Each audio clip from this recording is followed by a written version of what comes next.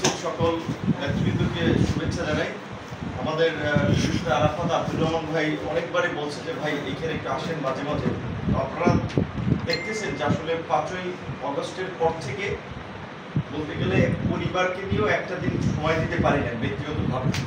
প্রতিনিয়তই সাংগঠনিক দেশের 64 জেলা উপজেলার নেতৃবৃন্দ, যেহেতু স্বাভাবিকভাবেই আমাদের সংগঠনটা যদিও এই 18 থেকে এই পর্যন্ত প্রায় 7-8 বছর হয়েছে, প্রতিকূল সময়ের মধ্যে দিয়ে কাজ করে। আমরা নেতাকর্মীদের চেহারা অনেকে চিনি না দূর দূরান্তে।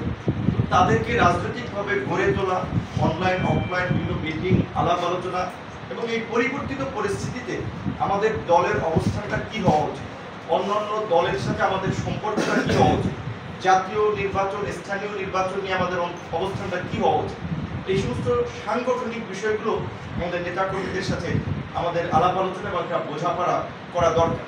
আমাদের অনেক ডেডিকেটেড নেতা আছে, কর্মী আছে, জান দিয়েছে, রক্ত দিয়েছে, বিশেষ করে এই ফ্যাসিবাদ বিরোধী আন্দোলনে। শুধুমাত্র এই জুলাইয়ের গণ অভ্যুত্থানে, এই অভ্যুত্থানটা একদিনে হয় নাই, এর পেছনে অনেক দিনের প্রচেষ্টা আছে।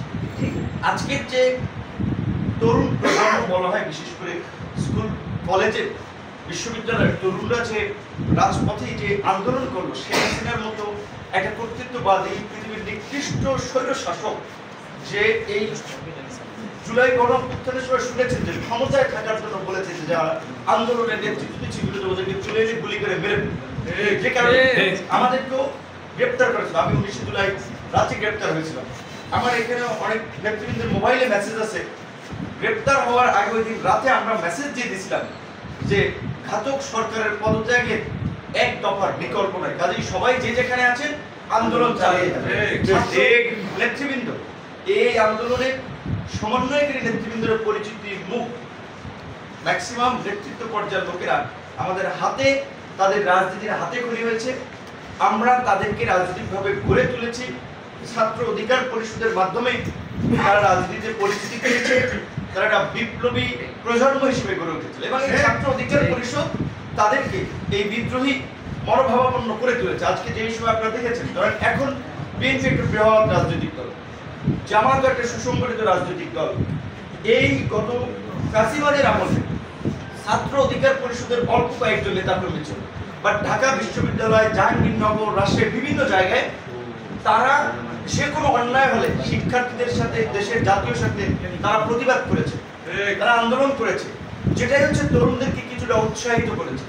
এবং আমি মনে করি এই গণ অধিকার কিংবা এই গণ অধিকার পরিষদ যেখান থেকে উত্থান, এই ছাত্র অধিকার পরিষদ 2018 সালের ঐতিহাসিক কোটা সংস্কার আন্দোলন, যে আন্দোলন 8.5 মাস কিন্তু আমরা আন্দোলন চালিয়েছিলাম। 17 ফেব্রুয়ারি আন্দোলন শুরু করেছিলাম, 4 অক্টোবর প্রজ্ঞাপনের মধ্যে দিয়ে আন্দোলনের সমাপ্তি টেনেছিলাম।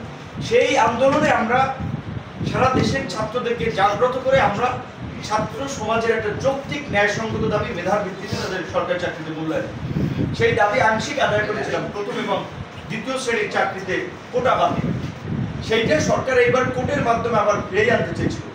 তখন আমরা বলেছিলাম যে আমাদের লিগ্যাসি, রাজনৈতিক লিগ্যাসি, কোটা আন্দোলনকে কেন্দ্র করে তো আমাদের রাজনৈতিক উত্থান, ডাকসুর বিডিআ হওয়া, সারা দেশের সংগঠনকে বিস্তৃত করা, একটা অন্ধকার সময়, একটা প্রতিকূল সময় যখন মানুষ একটা ফেসবুকে লেখা লিখতে ভয় পাচ্ছে, সরকারের সমালোচনা করতে ভয় পাচ্ছে, সেটা আমরা কিন্তু বুক চিতিয়ে কথা বলেছি, মাথা উঁচু করে প্রতিবাদ করেছি, যার ফলে আমাদের নেতাকর্মী, এখানে নেতাকর্মীর সংখ্যাটা অল্প ছিল। এবং পৃথিবীর ইতিহাসে যত বিপ্লব হয়েছে, ইসলামের আপনার বিপ্লব থেকে শুরু করে পরবর্তীতে পৃথিবীর বিভিন্ন দেশে গুটি কয়েক মানুষ নেতৃত্ব দিয়ে গুটি কয়েক মানুষ এই বিপ্লবকে সংগঠিত করেছে।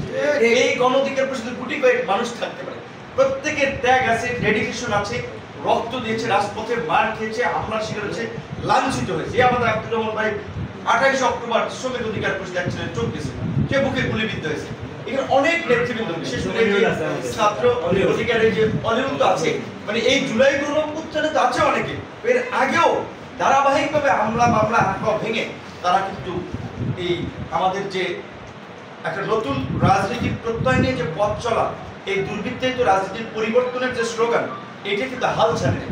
আপনারা হাল ছাড়েন নাই বিধেই কিন্তু আজকের এই প্রেক্ষাপট তৈরি করতে পেরেছে।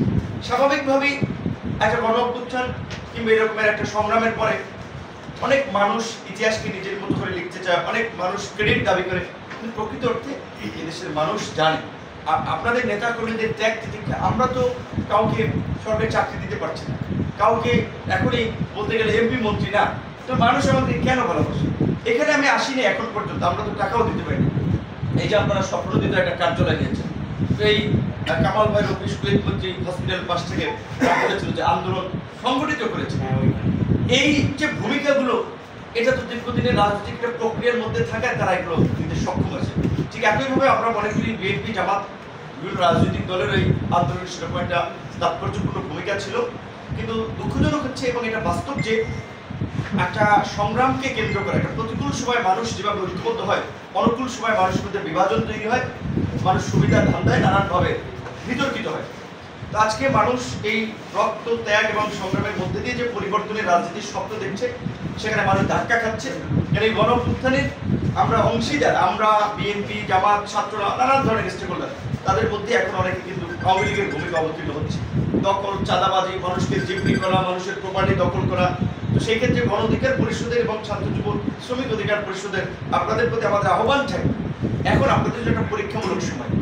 এই সময়টা কোনো রাজনৈতিক সরকার নাই, একটা অন্তর্বর্তীকালীন সরকার।